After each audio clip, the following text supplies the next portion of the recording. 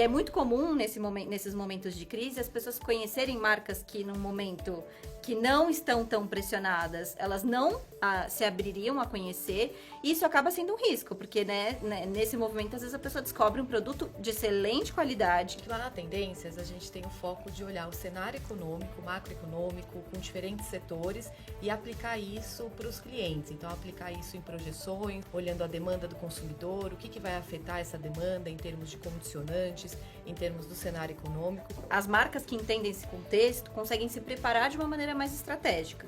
Porque muitas vezes a gente não olha isso, não dá para você pensar a marca sem olhar o contexto econômico. Ter esse contexto econômico é super importante para entender em perspectivas, entender um pouco do cenário que você vai entrar nesse curto prazo, pensar a longo prazo, acho que é super importante. A gente tem um cenário econômico que sai muito nas mídias, a gente sabe que IPCA, Selic, isso vai saindo, mas entender dentro disso tem todo um mundo de indicadores também que são super importantes de investigar e que fazem todo sentido quando a gente olha também o lado do consumidor.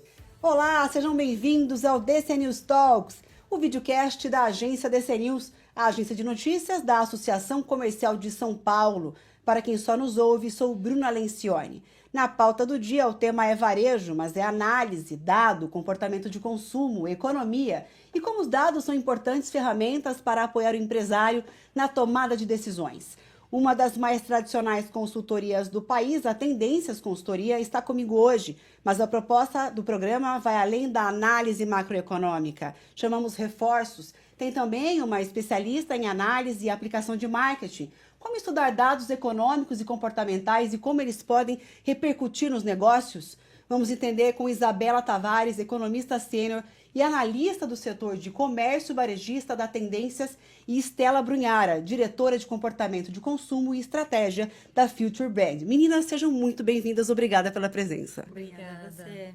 Vamos lá, então, vamos entender tudo isso. Primeiro, eu queria que vocês explicassem para a gente as suas posições nas empresas em que atuam e como as áreas de vocês convergem, sendo aí instrumento importante de avaliação de tomada de decisão. Perfeito. Pode começar, Isabela. Obrigada.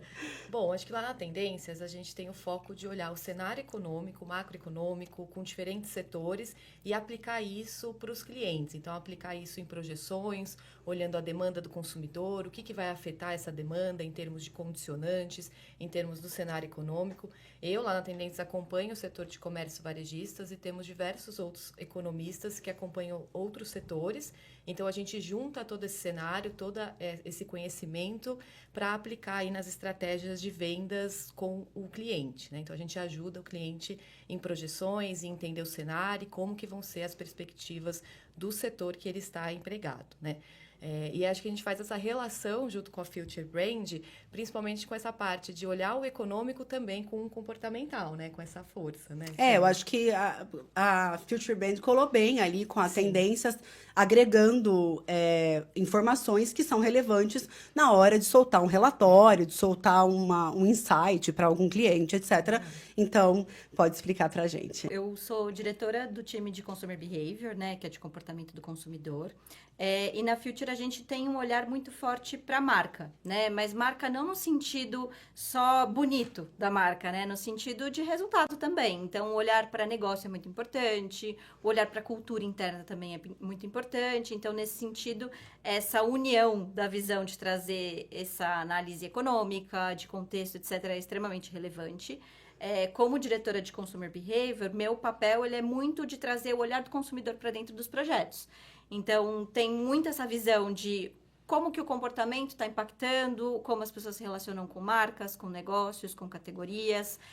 E isso é usado de uma maneira muito multidisciplinar dentro da estrutura, né? Tanto para criar marcas, como também para criar estratégias de negócio, posicionamentos, direcionais, plano de ação, o que quer que seja, depender do desafio do cliente, né? Perfeito. A gente passa por um momento de total transformação com as redes sociais, são marketplaces aparecendo a cada hora, então eu acredito que esses insights que você tira a partir de mudanças de comportamento e com dados também demográficos, etc., de situação social, certamente tem uma grande valia aí, é de grande valia para o pessoal que trabalha no varejo. Mas eu não quero atropelar, a gente vai primeiro começar com um panorama macroeconômico. Eu recebi um documento de vocês da Tendências que traça aí um panorama tanto econômico quanto de poder de compra, e traz dados de consumo, de varejo. E entre os dados, vocês trazem a informação de que a renda disponível permaneceu em níveis reduzidos no ano passado, e na média do período a renda disponível ficou em 42%. A inflação de itens essenciais encerrou o período em 6%, bem acima do IPCA geral de 5,1%. Esse dado é do ano passado, né? Esse dado até março, acumulado em 12 meses até março. Perfeito. Então, a gente continua aí explodindo o teto da meta total, né? Sim. E a gente vê aí, por outro lado, uma renda em nível reduzido. Você poderia trazer para a gente uma informação de cenário? O que esses números querem dizer? Perfeito. Bom, esse indicador de renda disponível a gente faz com base nos dados de inflação do IPCA do IBGE, né? Ele significa o quanto que as pessoas têm disponível para consumir, para investir, para gastar com outros itens além da primeira necessidade. É um jeito da gente pegar o dado do IPCA e entender exatamente como que essa inflação está pressionando o orçamento. Porque olhar o IPCA geral, a gente sabe que tem alguns itens lá dentro que não necessariamente todo mundo vai consumir. Então, a gente pega e forma aí com itens que exatamente as pessoas precisam consumir, que são esses de primeira necessidade. Então, a gente tem alimentação, a gente tem habitação, a gente tem transporte, educação, comunicação, né? Então, são alguns itens. Bom, esses níveis baixos a gente tem visto desde o ano passado, isso continuou agora no primeiro trimestre de 2025, e ele significa que as pessoas estão cada vez mais com a inflação pressionando o orçamento, sobrando menos dinheiro para as pessoas conseguirem consumir outros bens. Então, as pessoas estão acabando gastando mais com esses itens de primeira necessidade. E isso tem uma diferença entre classes de renda, que é importante da gente visualizar, né? Então, a gente sabe que as classes mais baixas, então a gente está falando aí da classe D e E, da classe C, elas gastam mais com esses itens. O orçamento delas é mais pressionado, né? Isso. Então, elas têm que gastar mais com alimentação, elas não têm tanto para outros gastos. Então, quando a gente tem essa inflação de alimentos subindo, que é o que a gente está acontecendo esse ano, que começou lá no ano passado e segue aí nesse primeiro trimestre, a gente vê esse indicador de renda disponível em níveis muito reduzidos. Então, acaba que as pessoas vão ter que pensar mais no que elas vão consumir, elas vão ter que entender melhor esse cenário para poder consumir outros bens, porque o orçamento está apertado, né? Eu acho que o café é um belo de um exemplo, né? Quer dizer, você avalia aí a subida de preço do café, é inacreditável o que está acontecendo, né? Isso corrói, de fato, a pessoa ou para de tomar café ou ela não compra um pouco de frango, né? Ela tem que decidir o que ela vai consumir, mesmo dentro da primeira necessidade, mesmo dentro da alimentação, você tem que decidir, né? Então, é esse cenário que a gente está vendo, é esse cenário que a gente tem aí para 2025, para 2026, onde as pessoas vão ser mais cautelosas em pensar em consumir, né? Não é fácil. Aí. Eu tenho mais uma pergunta para você, Isabela, antes de jogar para a Estela, que é sobre a renda disponível, né? A gente estava falando sobre ela agora, foi a primeira pergunta, e eu queria saber se existe algum impacto previsto para o varejo, dada essa pressão inflacionária. A gente tem um cenário de juros empinados, a gente, inclusive, né, o BC não deu uma boa notícia aí, mas a gente não tem uma previsão disso melhorar em curto prazo, etc. E a gente tem uma inflação estourada aí. Eu queria entender se vocês avaliam aí um impacto previsto para o varejo, porque, por um lado, a gente vê a população, o varejo não está sentindo ainda, né? A gente, pelos dados, consegue observar isso.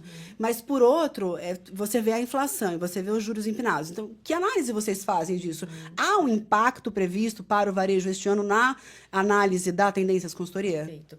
Acho que quando a gente fala em varejo, a gente tem que separar entre diferentes produtos. A gente tem segmentos que vão ser mais afetados nesse cenário. Então, quando a gente fala dessas pressões inflacionárias, condições financeiras mais apertadas, a gente está falando de um varejo de bem durável. Então, a gente está falando de eletrodomésticos, a gente está falando de veículos, a gente está falando de vestuário, que são itens em que as pessoas vão pensar mais nesse cenário para consumir. Então, é esse varejo, esses bens, esses produtos que vão sentir esse cenário um pouco mais negativo. Tem outros bens que acabam crescendo e que têm segurado um pouco esses dados mais positivos, que são bens aí que a gente sabe que precisam estar nessa despesa das famílias. Então, a gente está falando de medicamentos, artigos pessoais, né, de cuidados pessoais, a próprios supermercados. Então, acho que é um cenário onde o varejista ele tem que pensar exatamente em qual produto ele está inserido e entender um pouco desse público que ele está, né? Então, a gente tem diferenças entre classes de renda. Classes de rendas mais altas, elas tendem a sofrer um pouquinho depois, né? E elas têm mais investimentos. Então, a gente tem os rendimentos financeiros com essa Selic muito alta, ajudando um pouco essas classes mais altas. Então, acho que entender um pouco qual é o público que ele está, né? Mas, do modo geral, a gente tem um cenário onde, para o varejo, são bens mais duráveis sofrendo mais. Perfeito. E aí, o marketing está totalmente associado a essa situação. Tá sempre associado, né? Se você quiser procurar saber como posicionar melhor o seu produto, como fazer uma apresentação do seu produto, como fisgar um consumidor que você não está conseguindo, enfim. Eu queria, com o olhar do marketing, que você falasse uma análise sobre esses números atuais e o que o marketing faz frente a essa situação. Ao contexto. Exato, ao contexto econômico. Acho que entender o contexto é super importante, porque ele ajuda a gente a tomar melhores decisões, né? Ajudar a pensar um pouquinho como responder de uma forma mais assertiva às pressões que o consumidor na ponta está vivendo, que são reais, né? Mas acho que é importante dizer, assim, que as pessoas, elas sofrem essa pressão, mas elas vão buscando saídas e alternativas, né? Que não partem só apenas de cortar o consumo. Elas começam a pensar um pouco mais nesse processo, né? E eu acho que tem uma coisa, no passado a gente falava muito, o consumidor é fiel, leal às marcas, fiel às marcas. Talvez hoje em dia isso não exista da mesma forma, porque a lealdade não seja a melhor forma de definir essa relação. A pessoa, ela quer se sentir sempre saindo com alguma vantagem, porque ela sofre tanta pressão, tanta desvantagem, né, em diferentes contextos, que sentir isso de alguma maneira é também sentir que você está um pouco mais no controle, um pouco mais no poder daquela situação. Então, dentro de um contexto desse, é comum que as pessoas comecem a racionalizar, né? Então, eu faço escolhas de que categorias eu abro mão de, às vezes, comprar uma marca mais conhecida, mais famosa, um item mais caro, e vou mais para uma marca de preço, etc. Que produtos eu vou ter que cortar, de fato, e que produtos, eles são muito essenciais, não no aspecto tático e objetivo, mas emocional. Essa camada emocional, ela também faz muito parte de toda a dinâmica de consumo. As pessoas, o consumo, ele também é um marcador social no sentido de pertencimento. Sim. Então, muitas vezes, a pessoa, se a gente estivesse racionalizando, falaria, nossa, mas por que a pessoa não corta isso? Isso é tão mais supérfluo que tal coisa. Mas aquilo tem um campo de significado que pode ser muito relevante, né, para a vida daquela pessoa, no que aquela categoria pode significar na vida dela. Então, acho que é muito interessante quando a gente entende o contexto econômico, mas também entende o papel daquela categoria e daquela marca, né, dentro da lógica daquele target, né? Cada marca, cada produto, etc., vai ter o seu público-alvo.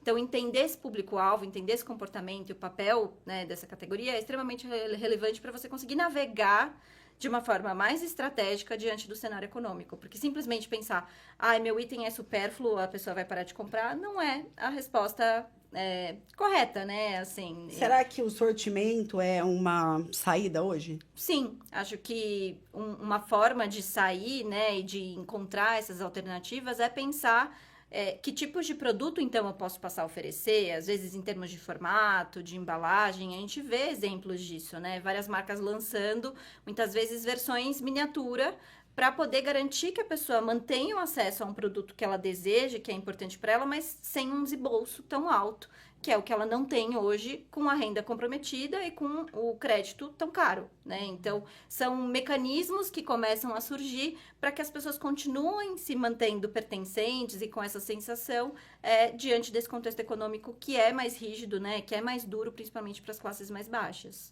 A gente vê alguns segmentos aí, né? A gente estava falando aí, eu citei o segmento de maquiagem, né? Antes de começar o programa, que é um exemplo muito típico. Quer dizer, você vê um boom de empresas brasileiras surgindo, muita blogueira fazendo A marca, a né? marca crescer, impulsionando aquele produto e muita coisa que tem qualidade. Sim. Então, quer dizer, isso acho que acaba acendendo um sinal de alerta. Eu tô só fazendo essa reflexão aqui, porque eu acho que isso serve de exemplo para muitos outros casos, né? A gente vê, por exemplo, marcas próprias crescendo muito. Sim. Então, você entra na farmácia e vê dois produtos ali que aparentemente são iguais, porque as marcas próprias, elas têm essa característica, né? Elas trazem, muitas vezes, uma embalagem muito parecida com o concorrente.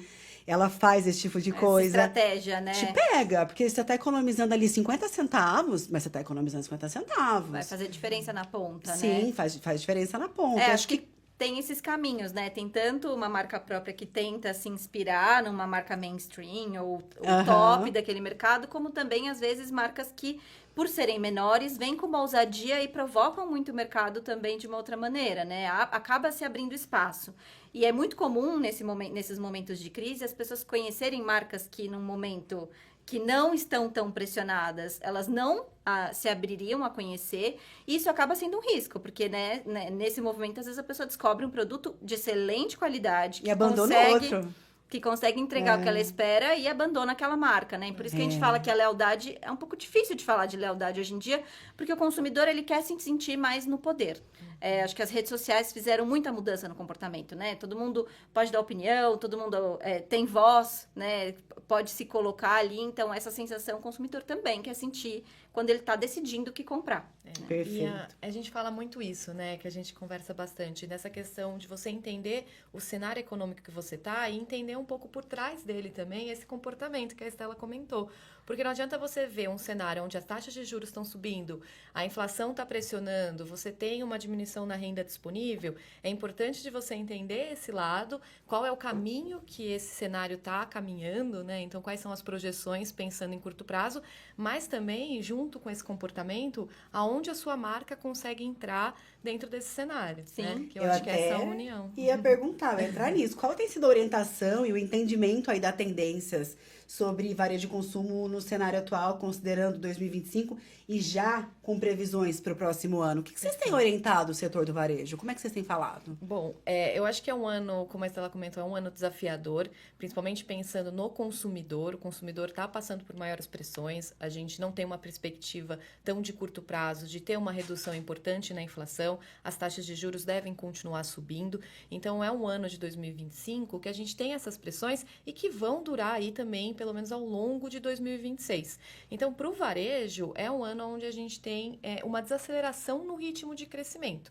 É o que a gente tende a falar para os nossos clientes. Não é um ano onde você vai ter queda nas suas vendas, porque existem fatores positivos para o consumo, mas é um ano de crescimento mais baixo. E dentro desse ano de crescimento mais baixo, que você precisa pensar um pouco na sua estratégia, entender qual é o perfil do seu consumidor, qual é o consumidor que você quer atender, porque a gente tem diferentes perspectivas em termos de classes de renda. A gente sabe que as classes de renda mais alta têm os rendimentos financeiros, né, como a gente comentou. Sim. As classes mais baixas já sofrem um pouco mais com essa pressão inflacionária, com o próprio reajuste nulo do Bolsa Família, né? Então, tem algumas características que afetam determinadas classes. Então, para o varejo, de forma geral, é um cenário desafiador, mas ainda assim é um cenário de crescimento. Né? Talvez com margens menores. Com margens menores, né? Com uma venda crescendo um pouco menos, com meses um pouquinho piores que outros, né? Eu acho que tem um desafio aí mês a mês de você entender esse consumidor, entender esse comportamento. E acho que o marketing cola muito nisso, porque que estratégias... minhas vendas caíram esse mês. Quais são as estratégias que eu devo adotar no mês seguinte? Quer dizer, eu preciso me posicionar onde? A gente estava falando também, antes do programa começar, que a gente não deve só dirigir a palavra aqui ao grande varejista, que está muito bem informado, em via de regra. Né? Ele está muito bem assistido, ele tem uma equipe enorme, ele tem todos os profissionais possíveis, ele tem analistas, ele tem consultorias, ele tem tudo. Mas o pequeno e o médio varejista, né? Que muitas vezes não consegue atender o WhatsApp e atender o balcão ao mesmo tempo. Como é que o marketing olha para esse cara? Acho que aqui a gente tem sim esse lado negativo, de certa forma, de ter menos acesso à informação e estrutura mesmo para dar conta. Mas, por outro lado, o pequeno e o médio, ele também pode ter mais agilidade. Porque empresas grandes, às vezes, demoram muito tempo para tomar decisão, para implementar, tem toda a dificuldade operacional. Então, é tentar entender esses movimentos e ficar muito de olho nas tendências mesmo que estão aparecendo, para usar esse benefício da agilidade, né? De não ter processos tão grandes e tentar converter isso na ponta em termos de estratégia do seu consumidor. E tentar ouvir esse consumidor. Por mais que você seja pequeno, você pode ali, aos poucos, tentar ter feedback das pessoas que estão em contato com você, que estão se relacionando com a sua marca. Porque muitas vezes a gente também pensa, mas ouvir o consumidor, fazer pesquisa é sempre muito caro. Via de regra porque você precisa fazer toda uma estrutura para isso, mas também tem formas de tentar implementar isso de uma maneira um pouco mais caseira, né, condizente ao tamanho daquele negócio, para manter uma atenção e ouvir o que o consumidor está desejando. Então, é bem sucedido aquele profissional, né, aquela empresa pequena, empreendedora, etc., que consegue ter esse olhar e que consegue agir de uma maneira um pouco mais rápida em relação a esses movimentos que vão acontecendo, né? Então, abrir diálogo com o consumidor é bem relevante, porque as pessoas hoje buscam muito essa conexão, Sim. buscam muito se identificar com quem está ali do outro lado. É um senso de pertencimento e comunidade, né? O negócio da comunidade. Exatamente. Tá bem alta isso. E, de certa forma, quando você é uma pessoa ali, uma empresa que aparece esse lado humano, aparece a pessoa, aparece a figura, Sim. né? Isso tem também vantagens na hora de você se conectar, de você criar conexão, de você gerar um valor para além do funcional também com o seu público, né? Então, acho que é abraçar as vantagens de um negócio menor e médio para conseguir converter e estar mais próximo do consumidor diante dessas dificuldades. Em outras palavras, não adianta. Vocês precisam estar na internet. Não tem jeito. Não tem jeito. E por falar em e-commerce, etc., eu até tenho uma pergunta de multicanalidade aqui, mas já que você falou que, enfim, é preciso estar na internet, independentemente do tamanho, para conversar com a pessoa que está consumindo o seu produto, a gente deve lembrar do TikTok Shop, que provavelmente vai estourar no Brasil. Sim. E que vocês comentavam comigo anteriormente que provavelmente os grandes marketplaces estão bem preocupados. Com certeza. Tem que estar, né? Se não estão, deveriam, deveriam, né? De certa forma. deveriam. Porque o TikTok aqui no Brasil é um sucesso muito grande, né? Acho que o Brasil como um todo, ele é muito assíduo de redes sociais. Então, as pessoas passam muitas horas em tela, muitas horas interagindo, e acaba sendo um consumo mais fácil, de impulso, né? Você cria menos travas. E acho que esse é um ponto importante, né? Os consumidores esperam essa fluidez. Se você começa a ter muita trava no processo, isso seja no físico ou no digital, não importa, né? Se a sua experiência ela é muito truncada, ela dá muito ali, né? Não é prática, Muita fricção, etc. muita fricção. Você tem dificuldade de converter. E eu acho que o TikTok vem e provoca muito nesse lugar, porque você não sai do aplicativo, né? Facilita Você tudo. consegue ter uma integração muito otimizada. Então, acho que vai vir muita mudança e movimento com base nessa entrada no mercado. E provavelmente os grandes varejistas e marketplaces vão precisar pensar melhores formas de responder a isso, né? Eu acho que E tem um potencial muito grande do comércio eletrônico no Brasil, né? Eu acho que a gente viu esse crescimento muito depois da pandemia. Total. Né? A pandemia ajudou nesse crescimento que já vinha acontecendo, mas eram passos mais lentos. Então, ajudou muito nessa questão de trazer a facilidade do comércio eletrônico. Então, a gente teve investimento em logística, em frete. A gente vê a entrega cada vez mais rápido, né? Acho que o TikTok traz isso também, essa velocidade, essa agilidade. E o potencial ainda de crescimento do comércio varejista eletrônico é muito grande. A gente vê outros países que a porcentagem de participação é muito maior do que no Brasil, né? Eu já ouvi muito de cliente falando assim, não, mas esse não é para o meu público. O meu público não é esse. Meu público ainda é a pessoa que compra presencial. A gente não tem que pensar só no hoje, né? As pessoas, elas vão cada vez aprendendo, mais né? entrando e navegando. O que seus clientes varejistas chegam e falam? Qual é a dor? Quais são as dores deles? Acho que o varejo sofreu muito com a chegada forte, né, das chinesas. Então, acho que não tem como não comentar isso. A chegada da Shein, por exemplo, que movimentou muito o mercado de moda e pressionou demais, né, todo o varejo de moda e beleza, enfim, aqui no Brasil. Muito por conta de conseguir responder muito rapidamente às tendências, né, em termos de produção. É uma velocidade absurda, que é muito difícil dar conta, é um modelo de negócio muito específico para isso. Mas também essas compras de impulsão e pequenas, muitas vezes, né? E eu acho que é importante dizer, assim, que muitas vezes a gente pensa, mas... já ouvi isso de cliente, né? Mas são produtos de baixa qualidade, não vão competir com o meu produto que tem uma qualidade Mas maior. tem Mais melhorado, ou menos. né? Tem E o preço? melhorado. Mais ou menos, assim, né? Porque eu acho que essa equação ela não é tão simples. Entram muitas coisas em jogo. Muitas vezes é o valor percebido. Então, pode ser que algum produto seja realmente de uma qualidade mais baixa, mas ele vai servir a um propósito que, inclusive, tá ok. Ele Nem tem é uma pra longo qualidade. prazo, né? Exatamente. Um evento específico. Um evento É. específico, um consumo específico, etc. Mas tem muito... também produto de qualidade sendo entregue por essas marcas hoje. E eu acho que é interessante notar que esse comportamento digital do brasileiro se reflete também na forma com que ele fica nesses aplicativos. Então, a gente tem dado, por exemplo, que mostra que o comportamento de uso do aplicativo da Shein é parecido com o comportamento de uso de uma rede social. As pessoas só ficam lá fazendo nada. Fazendo carrinho. As Colocando pessoas, 40 mil coisas no carrinho, Comprando- depois dorme. Melhor não comprar. Aí dorme. Tem um processo de gamificação, né, na jornada, tanto da Shein como da AliExpress, a Temu, agora que a Temu entrou no meio do ano Nossa, a passado. Temu tá e grande já. Já é, eu acho que o terceiro maior Eu acho que, se eu não me marketplace. engano, ultrapassou não sei, uma delas aí. Não vou saber falar agora. Acho que a Temu já está, inclusive, maior que a Shein. Né? E é super recente no E mercado fica brasileiro. toda hora aparecendo, né? Não sei se é só pra mim, gente. Mas eles assim. têm muito esse processo de gamificação, de benefício, de troca. E muitas vezes as pessoas, nesse contexto de pressão, né, econômica, sentir alguma vantagem, sentir que tem uma oferta ali que é pensada para ela, ela tá aquele ganhando, pushing, que ela tá né? ganhando alguma coisa, A história um do desconto, um cashback, benefício, a história do etc. primeira compra 10%. Todas essas coisas eu acredito que hoje em dia são valiosas. Exatamente. É. E eu acho que hoje os canais digitais, o e-commerce, ele acaba carregando muito essa percepção. Porque a gente escuta de várias pessoas, assim, tem a loja física e tem a loja online. E às vezes eu vou na loja física para provar, para ver, para sentir, mas na loja online tem cupom. Na loja física não tem o mesmo cupom. Então você vai comprar exatamente o mesmo produto, da mesma marca.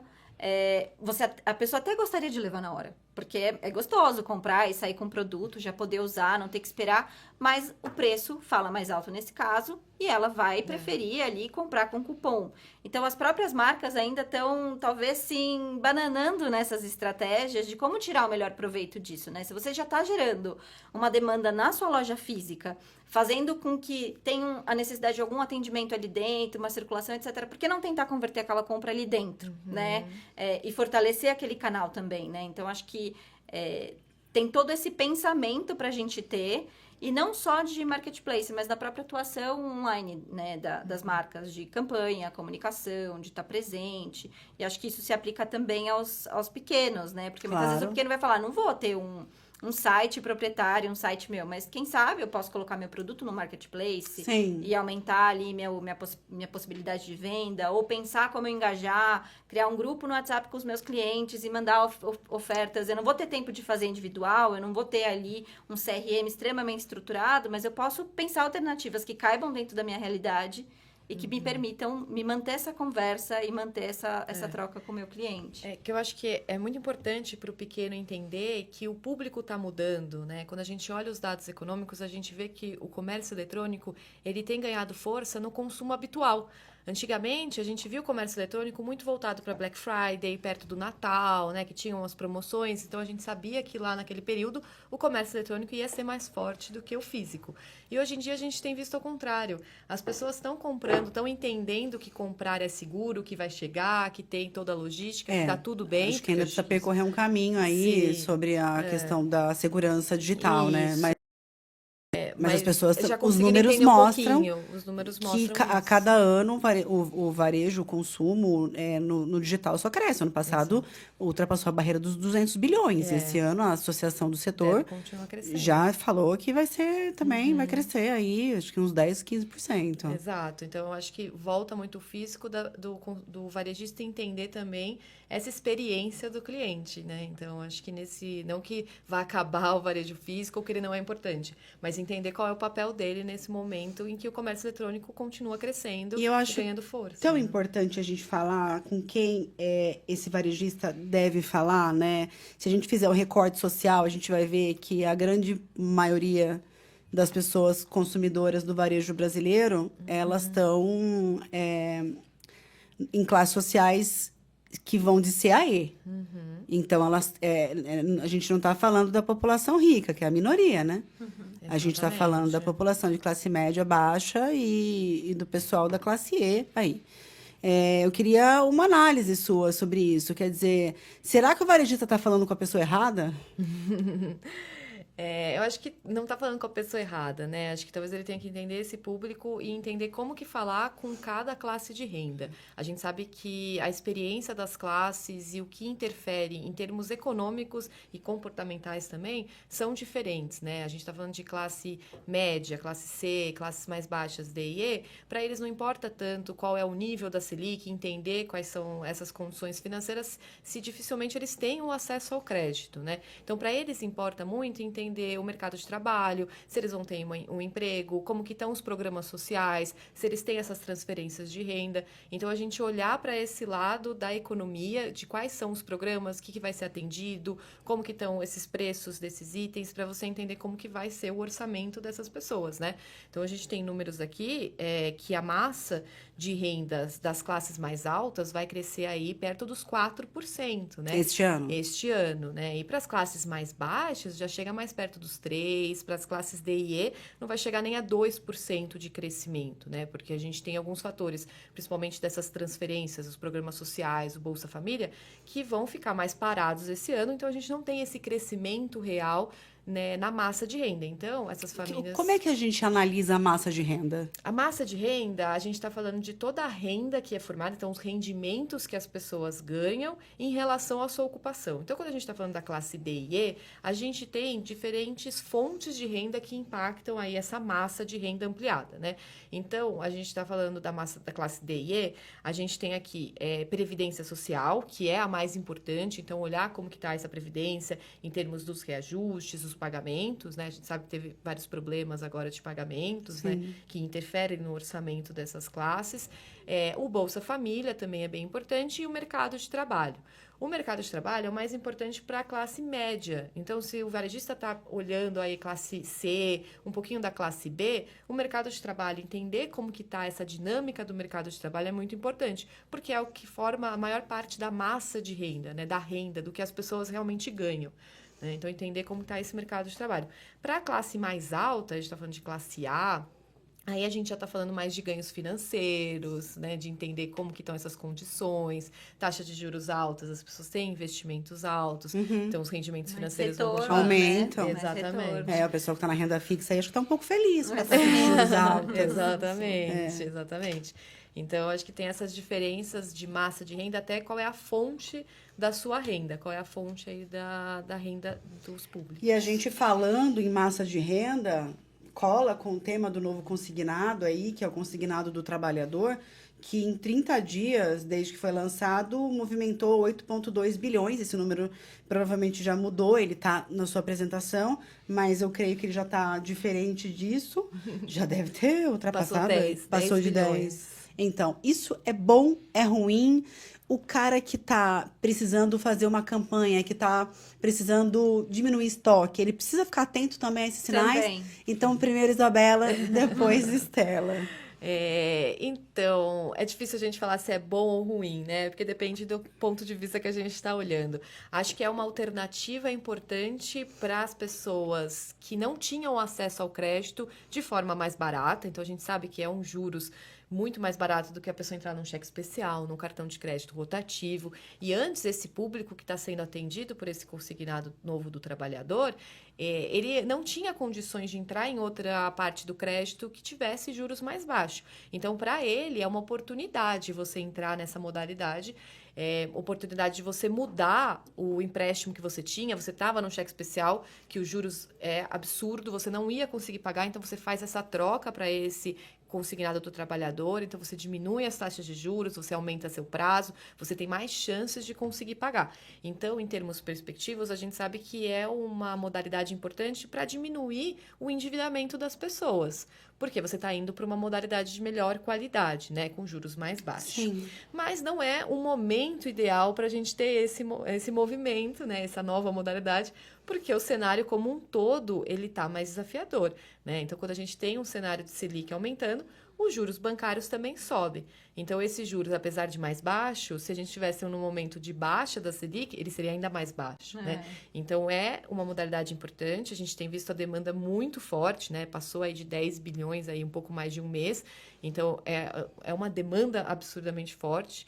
É um dinheiro que está sendo jogado na economia. Isso vai virar consumo, né?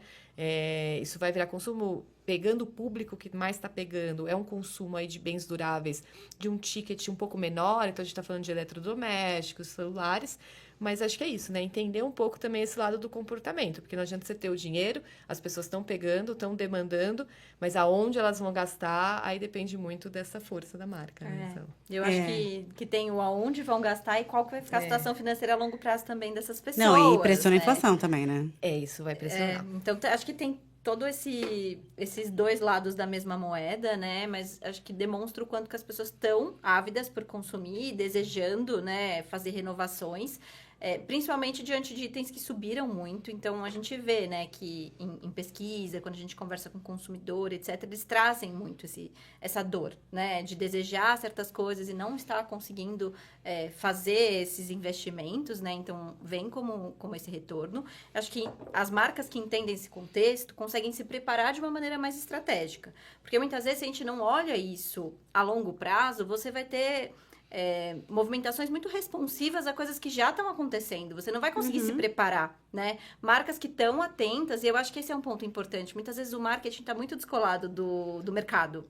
Está olhando muito só a comunicação e não está olhando tanto esse contexto que vai direcionar muito o que as pessoas vão poder consumir ou vão poder fazer. Então, por isso que, inclusive, na Future Brand a gente fala muito, não dá para pensar a marca sem pensar negócio, não dá para você pensar a marca sem olhar o contexto econômico, porque você pode criar a marca mais linda e uma campanha maravilhosa, mas se for num momento que não faz sentido, né? Se for algo que não está conversando com as pessoas, não vai ter a conversão esperada. Então, acho que entender esse contexto econômico, entender o que está acontecendo desse ponto de vista e somar isso a entender o consumidor é extremamente relevante. Eu vejo muita marca dizendo, mas a gente faz tudo pensando no consumidor, o consumidor está no centro de tudo que a gente pensa. Mas você está ouvindo o consumidor ou você está sentado numa sala de reunião, fazendo da sua cabeça? Achando que isso está legal. Todo mundo pode ter opinião e é muito rico isso, né? Mas é importante a gente ir na fonte, a gente entender o que está acontecendo, escutar as pessoas. Ter dados, né? Ter dados, ter informação para a gente conseguir tomar decisões mais assertivas e estratégicas, né? No sentido de você se preparar para esses movimentos, né? Será que as várias indústrias e marcas e canais estavam preparados para esse novo crédito? Já fizeram algo pensando nesse sentido? Não é só uma campanha, forte, né? Não é só uma campanha falando, aqui o crédito, né, do trabalho consignado, tal. Não é bem por aí só, né? Senão Tem fica que muito fica só profundidade, sem conteúdo, sem conexão verdadeira com as pessoas. Entender qual que é o consumidor que está pegando esse crédito, né? Porque não adianta você falar, não, tem crédito solto. Mas qual que é o consumidor? Qual é o contexto dele? Ele estava numa dívida pior? Ele está indo para uma dívida melhor? Porque isso vai determinar muito o consumo, né? Exatamente. Então, acho que essa conexão desse contexto econômico, de trazer essas perspectivas, junto com unir esse comportamento, o olhar do consumidor, faz toda a diferença aí para os negócios. Com certeza. Eu ia falar do e-commerce, mas já foi. Eu ia falar do multicanalidade também já. Eu vou entrar nos shoppings, que o fluxo caiu 4,7% em março. O que é que explica isso, Isabela? Não, parece um pouco assustador, mas não é tanto assim, né? É só sazonalidade. Então, tem alguns fatores que são mais ligados ao próprio calendário que a gente teve nesse primeiro trimestre. É um ano um pouco diferente, a gente tem o carnaval que caiu em março, o ano passado tinha sido em fevereiro, então isso muda bastante o próprio funcionamento do comércio. Então, parte dessa queda que a gente viu em março tem muita relação com o carnaval, né? Então, o comércio fica aberto em menor tempo, as pessoas viajam mais, então Acabam gastando também com Tem outras isso, coisas, né? na Isso rua, acaba nos influenciando blocos. um pouco. Exato, estão cansados para ir à noite, né? Então, acho que tem uma mudança aí específica de calendário, mas tem também um cenário econômico que a gente sabe que afeta os shoppings, assim como afeta o varejo de forma geral, né? Então, acho que os shoppings, quando a gente olha um pouco mais longo prazo, assim, a gente tende a ver que o fluxo de pessoas está crescendo em relação ao ano passado, mas não a taxas tão expressivas, né? Então, é um cenário em que a gente tem que pensar um pouco para os shoppings nesse tipo de venda que ele quer fazer, né? A gente sabe que o varejo Perfeito. tem essas perspectivas. Eu abri aqui uma apresentação que a Estela mandou, na verdade, são alguns pontos aqui, são 7 pontos. E aí, o 7º ponto é a nova loja física, do espetáculo ao serviço real. E você faz uma análise aqui com dados e evidências, faz uma reflexão. Conta pra gente aí o que é que você escreveu aqui nesse documento. Perfeito. Acho que a gente tem um contexto que às vezes fala assim, nossa, mas então vai virar tudo online? Não. O presencial tem um papel extremamente relevante. Acho que o brasileiro é um povo muito social, que gosta muito da rua, que gosta muito da troca, né, das interações. O que a gente precisa pensar é qual que é o papel desse presencial, né? Qual que é o papel do shopping hoje? Não é só ir na loja, porque ir na loja a pessoa pode fazer isso em outros canais, em outros formatos, inclusive no online. Então, pensar a experiência, tornar isso mais atrativo, ter ofertas que vão além só do transacional. Mas é importante dizer aqui, a gente não pode pensar a experiência em detrimento da não fricção. Porque não adianta a gente pensar, nossa, mas eu vou fazer uma experiência uau, e aí, né, megalomaníaca, uma coisa incrível. As pessoas também querem ter praticidade, né? É claro que aí a gente pode ver, mas nossa, eu vi lá no TikTok o pessoal 4 horas na fila do Krispy Kreme, lá, o donut que veio pro Brasil.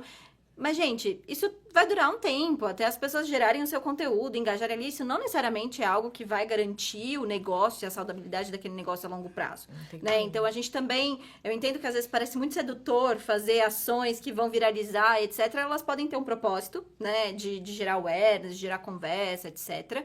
Mas a gente tem que pensar no papel dos espaços físicos e como ativar ele da melhor maneira para esse consumidor, né? Trazendo funcionalidade, praticidade, porque isso não dá para abrir mão, mas trazendo também essa vivência real que só o presencial pode ter, né? Então, quando a gente fala mais objetivamente, a gente está falando de um atendimento muito bom.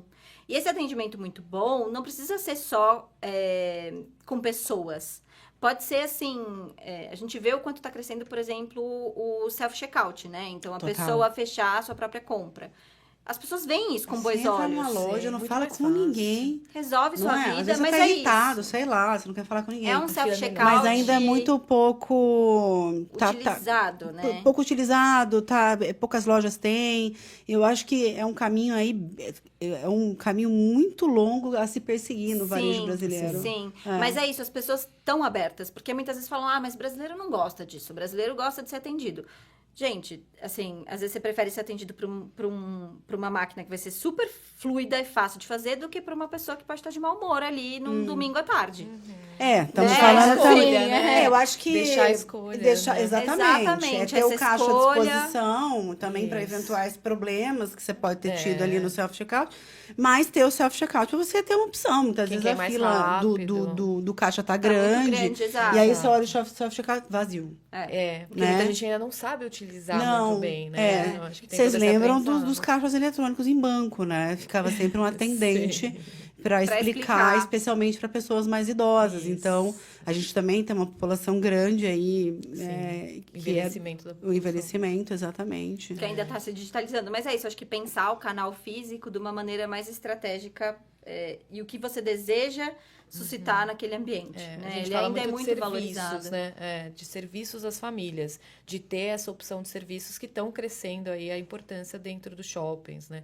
Então a gente sabe que esses serviços, restaurantes e outros fins, Sim. são importantes de ter, ou lojas mais conceito. Eu ia comentar né? isso. Até tem um case, por exemplo, que eu posso citar a marca que a Future Brand desenhou e pensou, que é a Track and Field, por exemplo. A Track and Field, no passado, era uma loja de moda fitness, né? Hoje em dia, a Track and Field é uma plataforma, né, de marca. Consegue se Total. conectar com as pessoas de uma maneira muito diferente. Ela E tá totalmente, não sei, transversal agora. Ela tá em vários. Você olha pra cá, ela tá. Você olha pra lá, ela tá também.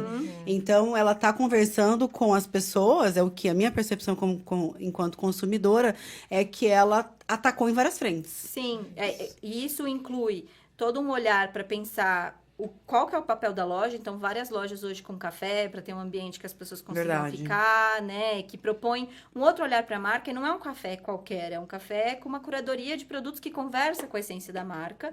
E a loja, ela ganhou um papel para além só de comprar, né, os produtos ali. A loja, ela virou, por exemplo, o local onde você vai tirar todo o seu kit para corrida. O Sim. kit para o evento. Então, você começa a triangular todo o processo e a conexão da pessoa Chamando com a sua gente, marca. né? Trazendo movimento, estando presente na vida das pessoas. Eu acho que isso é muito importante. O consumidor quer conexão, né? Ele quer consumir marcas que falem com ele. Não, e também tem aquela coisa da tela, né? Nas lojas agora. Tem uma tela lá, você visualiza melhor o Interativo, produto. exato. Tem exato. toda essa questão. E realmente, os números da Track and Field aí dos últimos... Eu não sei se fizeram um rebranding ou se foi. Foi. É. Foi. E eu tô Reposicionamento tentando todo da trazer marca. aqui a pessoa da Track and Field faz algum tempo. Vou conseguir. Para contar toda essa história desse rebranding, porque realmente é um caso de sucesso. Muito grande, E a gente conduziu lá com uma trajetória, assim, de anos com eles para poder fazer não só o reposicionamento da marca, mas para toda essa lógica, né? Então, a loja física, ela não perdeu o espaço dela. Ela só foi ressignificada, né? Para outro lugar, para ter outro papel na vida das pessoas. Dá pra E coexistir, o comércio né? eletrônico existindo junto, né? Exato. Não tem essa competição dele. Sim, total. Eu acho que a gente matou tudo que estava previsto no nosso roteiro de perguntas aqui. Acredito que tá tudo certo. Eu acho que a gente precisa falar um pouco da inadimplência. Segundo os dados aí que a Tendências trouxe, deve subir no segundo trimestre. Dá para fazer uma análise sobre isso e como é que os varejistas podem se proteger? Que setores seriam mais pressionados com relação a isso? E que provavelmente vão ter um recuo aí nas vendas? Eu acho que esse aumento da inadimplência ele acontece para o consumidor, mas também pensando na inadimplência do empresário, né? Então, a gente sabe que quando tem essas pressões no orçamento, as pessoas consumindo menos, os pequenos empresários, os pequenos varejistas, eles sofrem mais porque eles dependem mais desse fluxo de caixa, tanto para tomar crédito, para tomar empréstimos, né? Então, eu acho que nesse cenário que a gente tem esse aumento nas taxas de juros, os bancos mais seletivos, porque a gente tem um problema também na oferta, né? Os Total. bancos veem um risco maior e eles vão travar o crédito, principalmente para os pequenos, principalmente para as pessoas de baixa renda, porque elas têm um cenário mais arriscado, né? Então, eu acho que tem atenção para o varejista, olhando tanto o consumidor ficando inadimplente e isso pressionando ainda mais o poder de compra, quanto também para ele, porque diminui o fluxo de caixa e ele tem menos margem para tomar novos empréstimos, né? Então, é um cenário, sim, que deve subir aí no segundo semestre, a inadimplência tanto para consumidor quanto para empresas, mas também, assim, olhando pelo lado positivo, não é um cenário onde a gente tem uma explosão de inadimplência. A gente já teve anos com números bem piores, né? Tem cenários que podem ser mais pessimistas, mas num cenário básico a gente tem um aumento, mas é um aumento relativamente controlado. E isso acontece principalmente por essas modalidades de crédito que estão entrando, né? Esse programa novo que o governo fez do consignado do trabalhador, como ele tem a relação de portabilidade, você consegue fazer a portabilidade de modalidades em que você estava com juros mais altos. Então, isso talvez seja um alento pensando no varejista. Dá para fazer a portabilidade. Ela vai começar agora, né? Ainda não se iniciou, mas ela vai começar a fazer essa portabilidade. Então, você está numa dívida de cheque especial, você já está inadimplente, você pede essa portabilidade, faz uma renegociação. Então, isso ajuda aí a pensar em termos de consumo, né? Então, ajuda a pensar em varejo. Acho que é um dos pontos positivos de você ter esse crédito do trabalhador, né? Você falou já anteriormente que, Stella, que o marketing não pode trabalhar sem olhar para dados econômicos, né? Sim. E aí, esses dados do próximo TRI, ela falou que não são tão alarmantes, não dá para a gente dizer que são muito alarmantes, até porque o próprio crédito do trabalhador, o consignado do trabalhador, está colocando o trabalhador numa situação de dá para resolver, ou minimizar a situação. Ter alternativas, mas né? ter alternativas. Fica algum recado pro varejista? Acho que o importante é conseguir estar atento a esses movimentos que estão acontecendo e ouvir genuinamente os consumidores, assim. Acho que eu reforço essa tecla várias E vezes. como que essas pessoas podem falar? Vamos pensar no pequeno. No pequeno. Vamos pensar no pequeno, no médio. Como é que eles falam com esses... no balcão mesmo?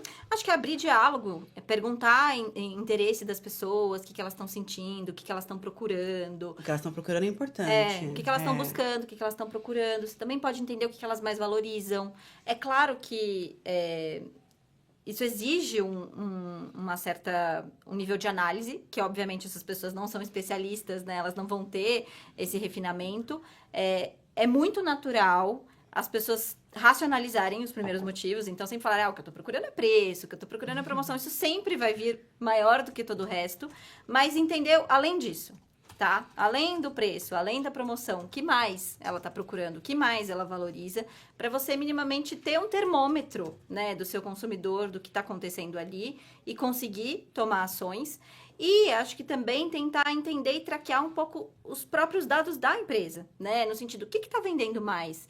Vendeu mais quando eu fiz uma promoção, mas quanto a mais, né? E isso acho que hoje vários recursos de inteligência, inclusive inteligência artificial, podem ajudar esse pequeno. A gente nem entrou nisso, né? Então, Mas assim, realmente... tentar traquear um pouco os próprios resultados, o que está saindo mais, saindo menos, tendo esse termômetro para ajustar um pouco a rota ao longo do processo. Entender quando né? fazer uma promoção, fazer uma ação, fazer um negócio que agrade o seu cliente, né? Exatamente. Qual que foi o retorno daquilo, né? E aí você ir entendendo esse retorno, se foi dentro do esperado ou não, se deu, se compensou um desconto ou uma oferta que você fez, e atrelar um pouco isso ao longo do processo para manter esse olhar atento, né, ao consumidor. Eu ficaria aqui por horas discutindo e sabendo de vocês aí o que é que vocês têm de recado para o varejista e ouvindo as análises macroeconômicas, os dados e cases de marketing que fazem todo sentido para quem está aí na ponta trabalhando, vendendo, seja no balcão ou na internet, mas a gente está meio estourada de tempo aqui. A gente sempre tenta finalizar antes, mas é bem difícil. Eu queria abrir para uma consideração final, se vocês tiverem considerações finais, é claro. Não, queria agradecer o convite, acho que foi muito boa a conversa com a Estela, né? Acho que ter esse contexto econômico é super importante para entender em perspectivas, entender um pouco do cenário que você vai entrar nesse curto prazo, pensar a longo prazo, acho que é super importante. A gente tem um cenário econômico que sai muito nas mídias, a gente sabe que IPCA, Selic, isso vai saindo, mas entender dentro disso tem todo um mundo de indicadores também que são super importantes de investigar e que fazem todo sentido quando a gente olha também o lado do consumidor, né? Então, acho que o recado é esse. Eu diria que é um pouco nessa linha, assim, não tem muito bala de prata, né? Não é fazendo uma coisa ou outra apenas. É a junção de tudo isso, né? E o potencial que a gente tem quando a gente une esse olhar para o mercado, para o cenário econômico, para o consumidor, para o que está acontecendo e tentar fazer um planejamento, né? A gente sabe o quanto é difícil na ponta para o varejista conseguir se organizar diante de diferentes demandas que surgem, mas quando você tenta fazer essa organização, a chance de assertividade, de conseguir levar algo que seja mais relevante para as pessoas é muito maior e isso vai dar um retorno mais positivo, né? Então, é um investimento de tempo, de cabeça ali que você gasta no começo, mas que depois pode trazer muito retorno, né? Então, eu diria que não tem muito essa resposta única. É essa união de fatores que vai compor... Várias medidas necessárias para o sucesso acontecer, né? Especialmente em um país como o nosso, com... Complexo, né? Complexo, sistema tributário complexo, Toda enfim. Hora muda alguma coisa. Isso, e tensões, seja políticas, enfim, né? O internacional afetando Exato, muito. o internacional afetando, e né, as pessoas acordam um dia cada uma coisa. Diverso também, né? Porque eu acho que entra nisso. Exatamente, a diversidade é uma característica muito brasileira, né? Então, o que você vende lá em cima, você não vende aqui embaixo, muitas vezes, e vice-versa, e as coisas, elas têm características diferentes por clima, inclusive. Nossa, Ontem sim. eu vi a previsão, e aí na televisão, Palmas faria 36 graus no dia de hoje, que para você que está vendo não será hoje, mas enfim, neste dia em que estamos gravando, Palmas faria 36 e a mínima em São Paulo hoje foi de 15. Então, tem também todas essas características que têm a ver com o clima, né? São muitos dados para analisar. Eu agradeço muito a presença de vocês, Estela, Isabela. Os microfones estão sempre abertos e a DC News agradece muito a presença de vocês. Obrigada, foi um prazer. Obrigada. Chegou ao fim mais um episódio do DC News Talks. Obrigada pela sua audiência e até o próximo programa.